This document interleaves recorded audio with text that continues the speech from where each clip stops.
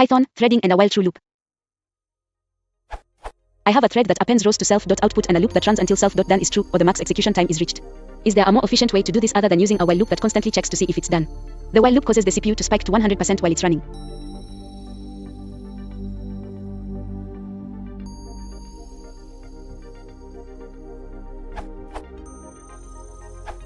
Are your threads appending to self.output here, with your main task consuming them? If so, this is a tailor-made job for Q.Q. Your code should become something like: